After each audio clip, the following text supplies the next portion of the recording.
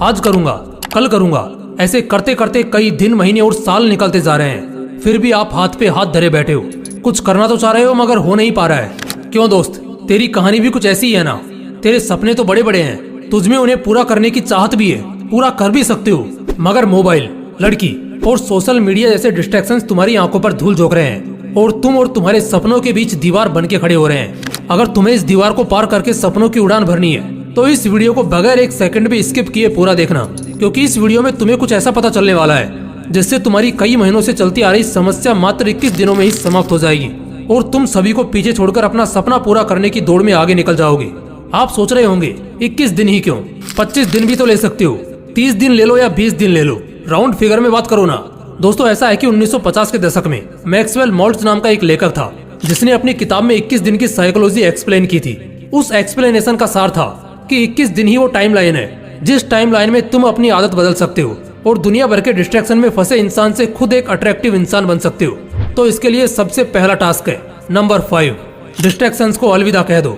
दोस्तों, 21 दिन का यह टाइम पीरियड आपके लिए सिर्फ एक टास्क ही नहीं है, ये एक जंग है जिसे जीतने के लिए आपको सबसे पहला काम ये करना है कि सभी डिस्ट्रैक्शंस को टाटा गुड बाय कह देना है।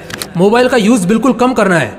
कम से मेरा मतलब है आप मोबाइल तभी यूज करोगे जब आपको उसकी सबसे ज्यादा जरूरत है।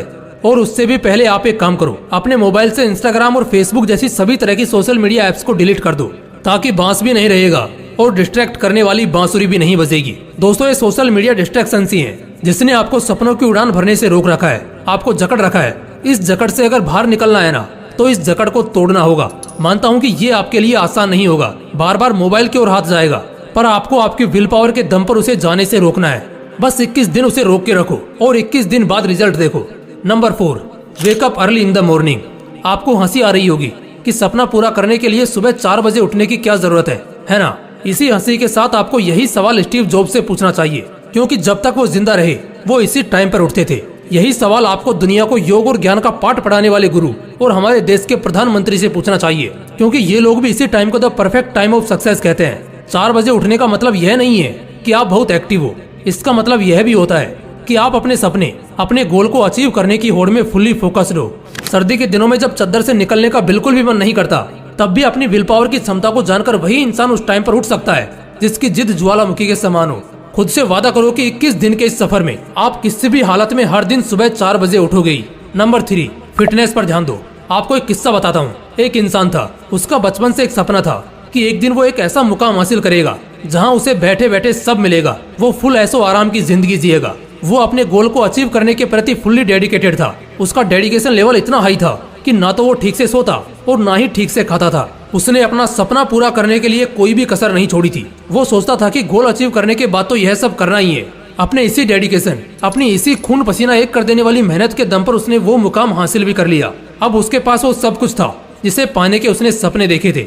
लेकिन एक दिन कुछ ऐसा हुआ कि उसके एक सपने को पूरा करने की इतने सालों की मेहनत चंद मिनटों में ही चकनाचूर हो गई। उसे एक ऐसी बीमारी ने घेर लिया जिसका कोई भी इलाज नहीं था। उस टाइम उसे रियलाइज हुआ कि सपना पूरा करने के सफर में उसे अपने शरीर, अपनी हेल्थ पर जितना ध्यान देना चाहिए था उसने नहीं दिया, जिसका भुगतान उसे अभी इस तरह करना पड़ रहा है। कहने का मतलब बस यही है कि सपना पूरा करने में इतने भी व्यस्त मत हो जाओ कि जिस शरीर के लिए ये सब कर रहे हो उसी की हालत को इग्नोर कर दो।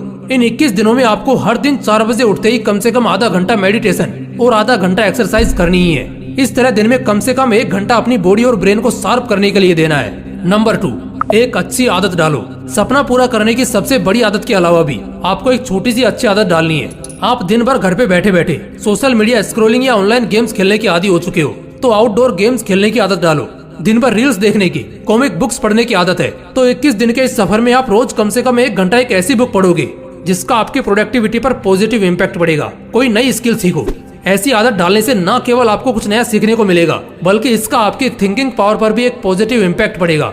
ये आदतें आपको दिन भर एनर्जेटिक रहने में मदद करेंगी। 21 दिन बिना किसी एक्सक्यूजेस के आपको ये डेली करना है। Number 1, self control. अपने गोल को अचीव करने के लिए कितना ही प्रयास कर लो, साम दाम दंड भेद सभी का उपयोग कर लो, लेकिन जब तक आप अपने आप को कंट्रोल नहीं कर पाओगे तब तक आपके लिए कुछ भी अचीव करना ऑलमोस्ट इम्पॉसिबल है। एक तरफ आप कुछ प्रोडक्टिव करना चाह रहे हो और दूसरी ओर सोशल मीडिया स्क्रॉल करने पर आपका बिल्कुल भी कंट्रोल नहीं है, तो कैसे आप काम कर पाओगे और कैसे अपना गोल अचीव कर पाओगे?